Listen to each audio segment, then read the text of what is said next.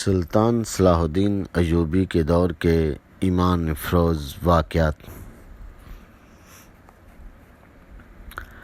کہانی شروع کرنے سے پہلے یہ ضروری ہے کہ ان واقعات سے پہلے کے دور کو دیکھا جائے۔ تاریخ اسلام کا یہ دور 23 مارچ 1169 کے روز سے شروع ہوتا ہے، جب صلاح الدین کو مصر کا وائسرائے اور کمانڈر ان چیف بنایا جاتا ہے، جس پہ بہت سوں کو اعتراض تھا جو اس عہدے کی آس لگائے بیٹھے تھے۔ صلاح الدین ایوبی نے جو پہلی خلش محسوس کی وہ یہ کہ مسلمان حکمرانوں میں اتحاد نہیں اور نہ ہی وہ ایک دوسرے کے مددگار ہیں۔ وہ عیاش پرست، شرابی اور عورتوں کے رسیا ہو گئے تھے۔ یہودی اور عیسائی عورتوں سے حرم بھرے پڑے تھے۔ فرقہ پرستی عروج پہ تھی۔ حسن بن سبا کا فرقہ ایک مدت تک اسلام کی آستین میں سانپ کی طرح پل رہا تھا، جس نے اسلام سے الگ ہو کر نبیوں اور پیغمبروں والی عظمت حاصل کرنے کا منصوبہ بنایا۔ طلسماتی طریقوں سے لوگوں کو اپنا پیروکار بناتے، حسین لڑکیاں، نشر آور جڑی بوٹیاں، ہیپناٹزم اور چرب زبانی جیسے طریقے اختیار کیے۔ بہشت بنائی جس میں پتھر بھی موم ہو جاتے۔ مخالفین کے قتل کے لیے قاتل گروہ تیار کیے جو اس قدر چلاک ذہین نڈر تھے کہ بھیس اور زبان بدل کر بڑے بڑے جرنیلوں کے باڈی گارڈز بن جاتے۔ یہ لوگ سیاسی قتل کے ماہر تھے اور حسین لڑکیوں کے ہاتھوں شراب میں زہر سے بھی قتل کرتے۔ مصر میں صلاح الدین کا استقبال جن زعماء نے کیا، ان میں ناجی نام کا سالار بہت اہمیت کا حامل تھا۔ بعض پرانے افسروں نے ایوبی کو ایسی نگاہوں سے دیکھا جس میں طنز اور تمسخر تھا۔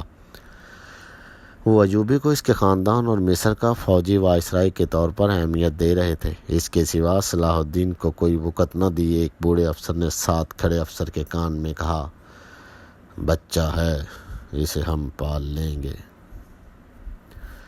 اللہ جانتا ہے کہ صلاح الدین ایوبی نے ان کی نظریں بھانپ لی تھی یا نہیں، وہ استقبال کرنے والے ہجوم میں بچہ ہی لگ رہا تھا۔ وہ ناجی کے سامنے مصافحہ کے لیے رکا، ناجی درباری خوش آمدیوں کی طرح جھکا، پھر ایوبی سے بغل گیر ہو گیا۔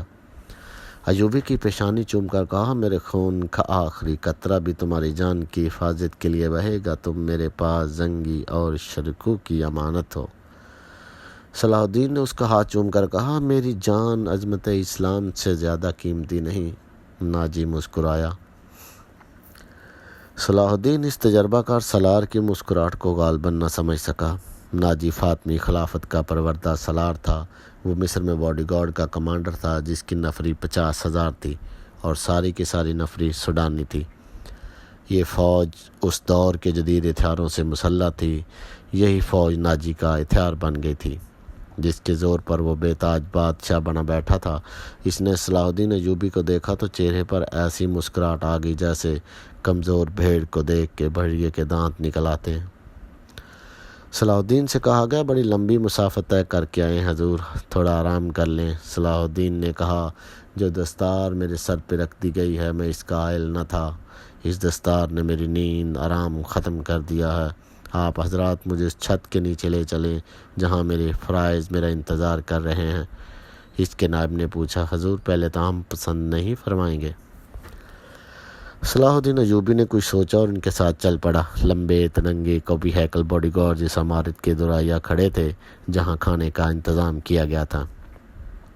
ایوبی نے ان گارڈز کے قدبت اور ہتھیار دیکھے تو اس کے چہرے پر رونق آ گئی، مگر یہ رونق دروازے میں قدم رکھتے ہی غائب ہو گئی۔ وہاں 4 نوجوان لڑکیاں جن کے جسموں میں زہر شکن لچک اور شانوں پہ بکھرے ہوئے ریشمی بالوں میں قدرت کا حسن سمویا ہوا تھا، ہاتھوں میں پھولوں کی پتیوں سے بھری ہوئی خوشنما ٹوکریاں اٹھائے کھڑی تھیں۔ انہوں نے صلاح الدین ایوبی کے راستے میں پتیاں بکھیرنی شروع کر دیں اور اس کے ساتھ دف کی تال پہ طوس و رباب اور شہنائیوں کا مسحور کن نغمہ ابھرا۔ ایوبی نے راستے میں پھولوں کی پتیاں دیکھ کر قدم روک لیے۔ ناجی اور اس کا نائب اس کے دائیں بائیں تھے۔ وہ دونوں جھک گئے اور اشارے سے آگے چلنے کی دعوت دی۔ صلاح الدین ایوبی پھولوں کی پتیاں مسلنے نہیں آیا۔ ایوبی نے ایسی مسکراہٹ سے کہا جو ان لوگوں نے پہلے کبھی کسی کے ہونٹوں پہ دیکھی ہوگی، ہم حضور کے راستے میں آسمان سے تارے بھی نوچ کر بچھا سکتے ہیں۔ ناجی نے کہا، اگر میری راہ میں کچھ بچھانا ہی چاہتے ہو تو وہ ایک ہی چیز ہے جو میرے دل کو بھاتی ہے۔ صلاح الدین ایوبی نے کہا، آپ حکم دیں۔ نائب نے کہا، وہ کون سی چیز ہے جو حضور کے دل کو بھاتی ہے؟ سلیبیوں کی لاشیں۔ صلاح الدین ایوبی نے مسکرا کر کہا، مگر فوراً ہی اس کی مسکراہٹ غائب ہو گئی۔ اس کی آنکھوں سے شعلے نکلنے لگے۔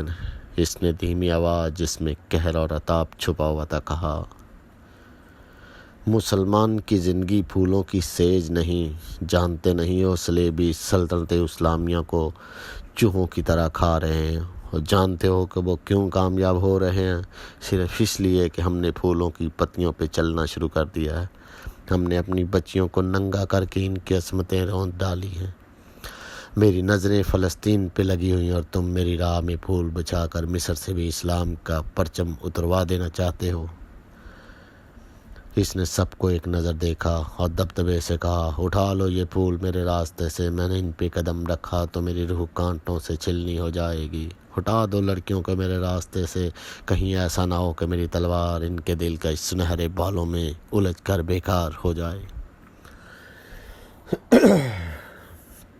حضور کی جا حشمت مجھے حضور نہ کہو۔ صلاح الدین ایوبی نے بولنے والے کو یوں ٹوک دیا جیسے تلوار سے کسی کافر کی گردن کاٹ دی ہو۔ اس نے کہا، حضور وہ تھے جن کا تم کلمہ پڑھتے ہو اور جن کا میں غلام بے دام ہوں، میری جان فدا ہو اس حضور صلی اللہ علیہ وسلم پر جن کے مقدس پیغام کو میں نے سینے پہ کندہ کر رکھا ہے۔ میں یہی پیغام لے کر مصر میں آیا ہوں۔ صلیبی مجھ سے یہ پیغام چھین کر بحر روم میں ڈبو دینا چاہتے ہیں، شراب میں غرق کر دینا چاہتے ہیں۔ میں بادشاہ بن کے نہیں آیا۔ دو لڑکیاں کسی کے اشارے پر پھولوں کی پتیاں سمیٹ کر وہاں سے ہٹ گئیں۔ صلاح الدین ایوبی تیزی سے دروازے کے اندر چلا گیا۔ ایک وسیع کمرہ تھا۔ اس میں ایک لمبی میز رکھی ہوئی تھی جس پر رنگا رنگ پھول بکھرے ہوئے تھے، اور ان کے درمیان روسٹ کیے ہوئے بکروں کے بڑے بڑے ٹکڑے، سالم مرغ اور جانے کیسے کیسے کھانے سجے ہوئے تھے۔ صلاح الدین ایوبی رک گیا۔ اپنے نائب سے پوچھا، کیا مصر کا ہر ایک باشندہ اسی قسم کا کھانا کھاتا ہے؟ نہیں حضور، نائب نے جواب دیا، غریب لوگ ہیں تو ایسے کھانوں کے خواب بھی نہیں دیکھ سکتے۔ تم سب کس قوم کے فرد ہو؟ صلاح الدین ایوبی نے پوچھا، کیا ان لوگوں کی قوم الگ ہے جو ایسے کھانوں کے خواب بھی نہیں دیکھ سکتے؟ کسی طرف سے کوئی جواب نہ پا کر اس نے کہا، اس جگہ جس قدر ملازم اور یہاں جتنے سپاہی ڈیوٹی پر ہیں، ان سب کو اندر بلاؤ، یہ کھانا انہیں کھلا دو۔ اس نے ایک روٹی اٹھائی، اس پر 2-3 بوٹیاں رکھیں اور کھڑے کھڑے کھانے لگا۔ نہایت تیزی سے پوری روٹی کھا کر پانی پیا اور باڈی گارڈز کے کمانڈر ناجی کو ساتھ لے کر اس کمرے میں چلا گیا جو وائسرائے کا دفتر تھا۔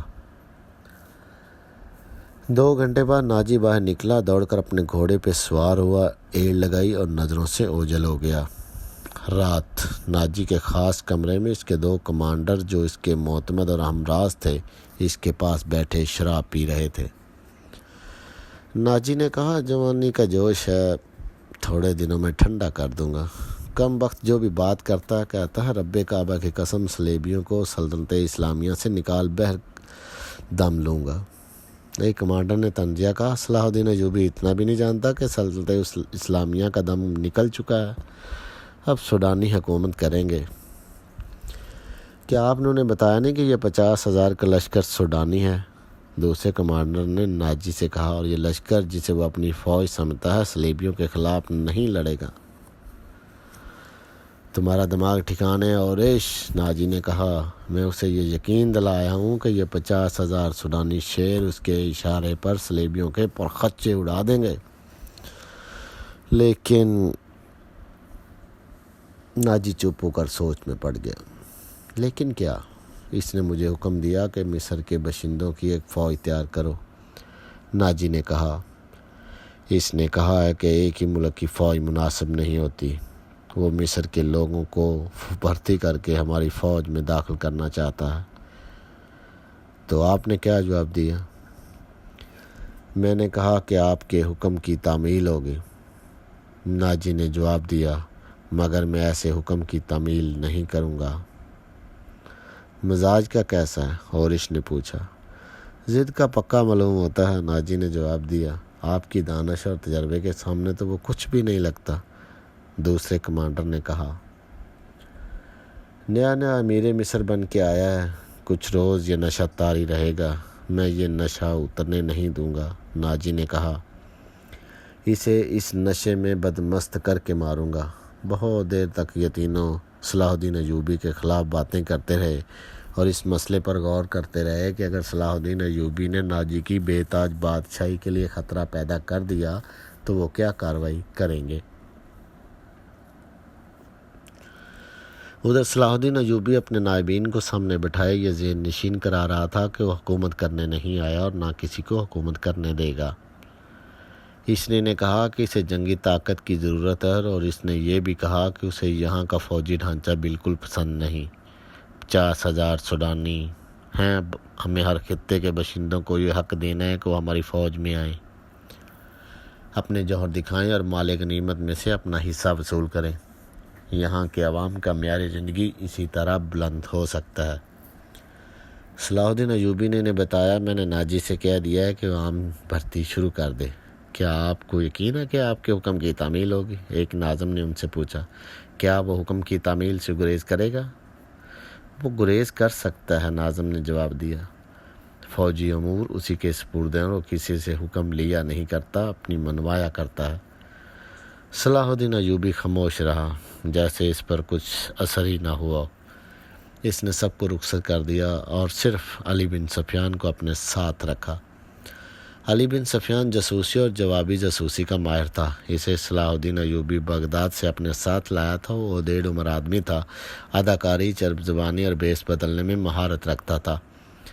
جنگوں میں اس نے جاسوسی کی بھی تھی اور جاسوسوں کو پکڑا بھی تھا۔ اس کا اپنا گروہ تھا جو آسمان سے تارے بھی توڑ لاتا تھا۔ صلاح الدین ایوبی کو جاسوسی کی اہمیت سے واقفیت تھی۔ فنی مہارت کے علاوہ علی میں وہی جذبہ تھا جو صلاح الدین ایوبی میں تھا۔ تم نے سنا علی؟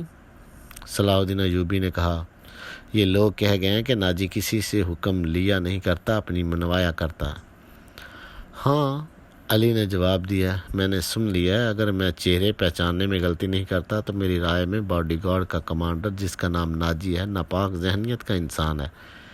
اس کے متعلق میں پہلے سے بھی کچھ جانتا ہوں۔ یہ فوج جو ہمارے خزانے سے تنخواہ لیتی ہے دراصل ناجی کی ذاتی فوج ہے۔ اس نے حکومتی حلقوں میں ایسی سازشیں کی ہیں جنہوں نے انتظامی ڈھانچے کو بے حد کمزور کر دیا ہے۔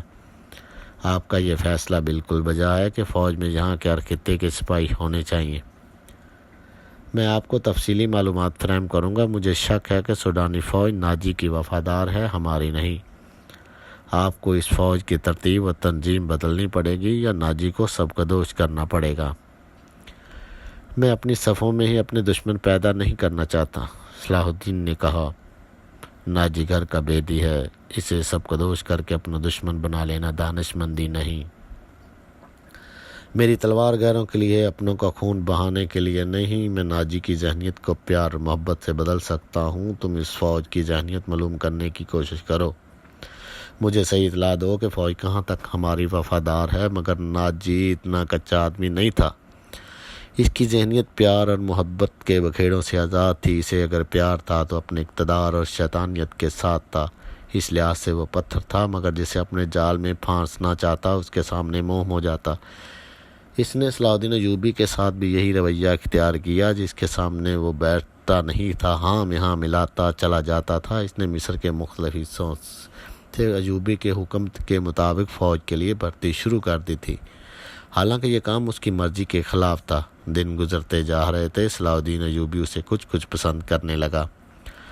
ناجی نے اسے یقین دلایا تھا کہ سوڈانی باڈی گارڈ فوج آپ کے حکم کی منتظر اور یہ قوم کی توقعات پر پورا اترے گی۔ ناجی صلاح الدین ایوبی کو 2-3 مرتبہ کہہ چکا تھا کہ وہ باڈی گارڈ کی طرف سے اسے دعوت دینا چاہتا ہے اور فوج اس کے اعزاز میں جشن منانے کے لیے بے تاب ہے، لیکن صلاح الدین ایوبی مصروفیت کی وجہ سے یہ دعوت قبول نہیں کر سکا تھا۔ جاری ہے اگلی قسط، جب کوئی سلطان صلاح الدین ایوبی کے خیمے میں گئی۔